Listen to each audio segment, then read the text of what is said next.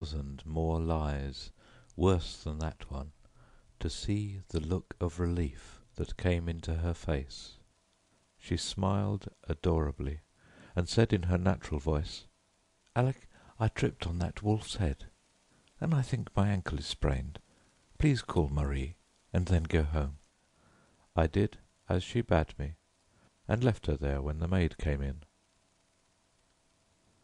The Mask, Part 3. At noon next day, when I called, I found Boris walking restlessly about his studio. "Genevieve is asleep just now," he told me. "The sprain is nothing. But why should she have such a high fever? The doctor can't account for it, or else he will not," he muttered. "Genevieve has a fever?" I asked.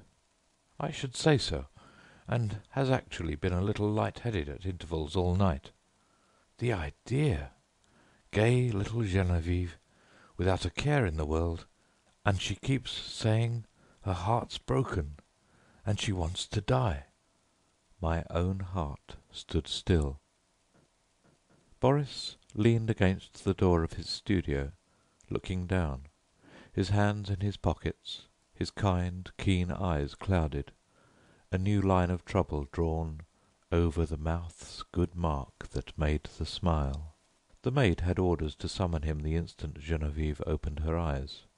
We waited and waited, and Boris, growing restless, wandered about, fussing with modelling wax and red clay. Suddenly he started for the next room. "Come and see my rose-coloured bath full of death," he cried. "Is it death?" I asked, to humour his mood. "You're not prepared to call it life, I suppose," he answered. As he spoke he plucked a solitary goldfish squirming and twisting out of its globe. "We'll send this one after the other, wherever that is," he said. There was feverish excitement in his voice. A dull weight of fever lay on my limbs and on my brain as I followed him to the fair crystal pool with its pink-tinted sides, and he dropped the creature in.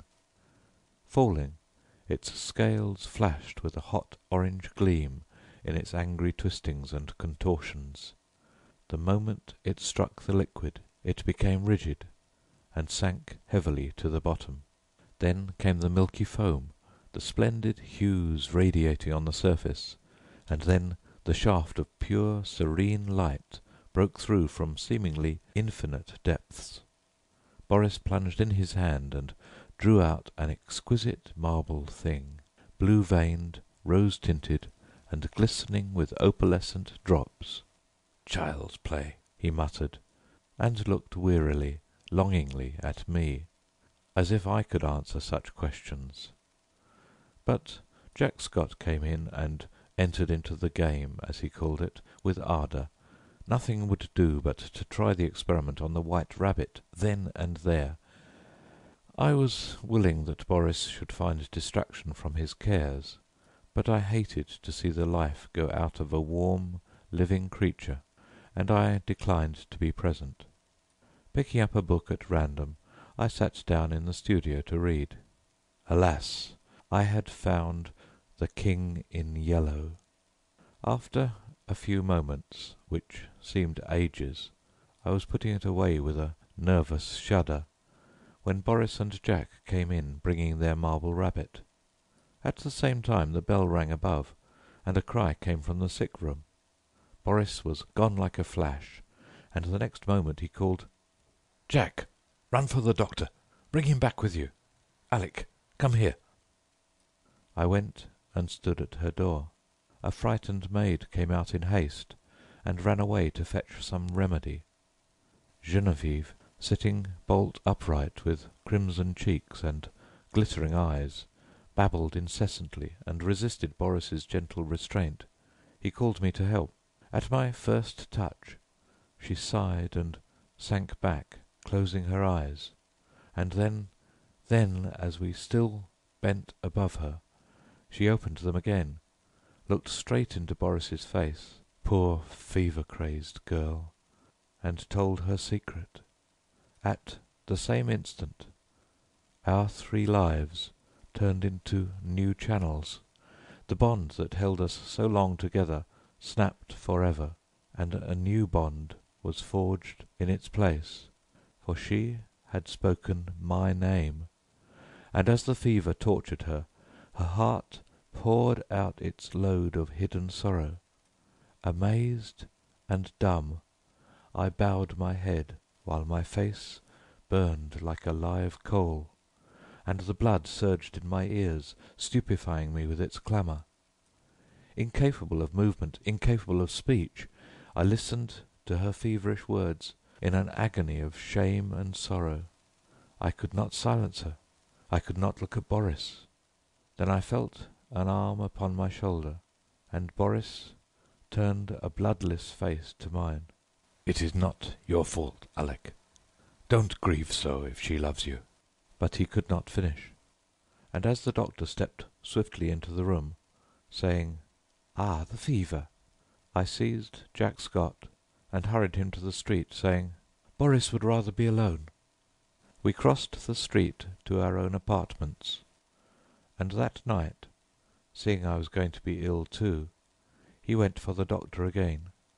The last thing I recollect with any distinctness was hearing Jack say, "For heaven's sake, doctor, what ails him to wear a face like that?" And I thought of the King in Yellow and the pallid mask.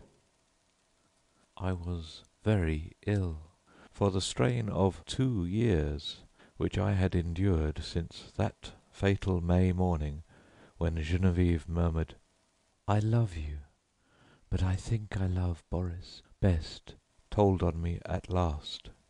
I had never imagined that it could become more than I could endure. Outwardly tranquil, I had deceived myself.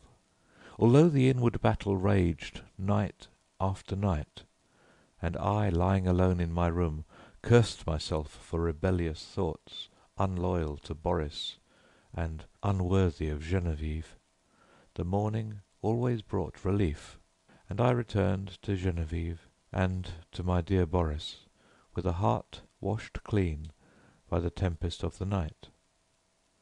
Never in word or deed or thought while with them had I betrayed my sorrow even to myself.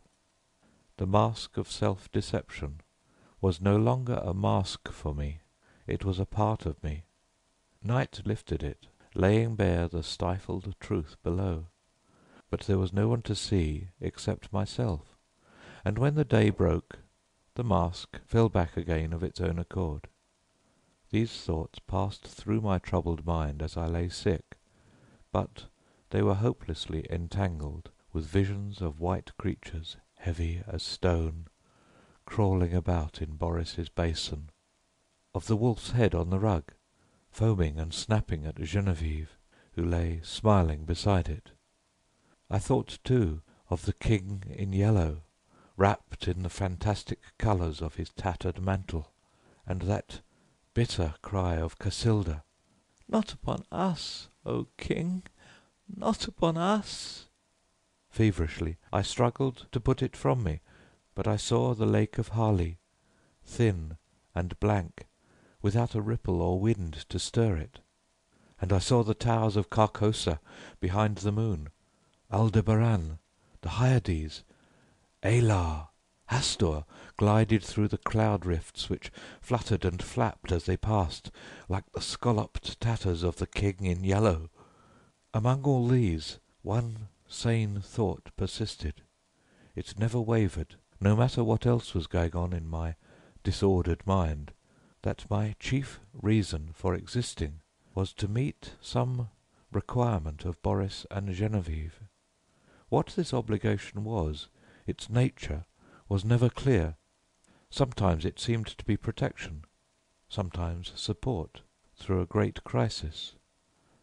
Whatever it seemed to be for the time, its weight rested only on me, and I was never so ill or so weak that I did not respond with my whole soul. There were always crowds of faces about me, mostly strange, but a few I recognized, Boris among them.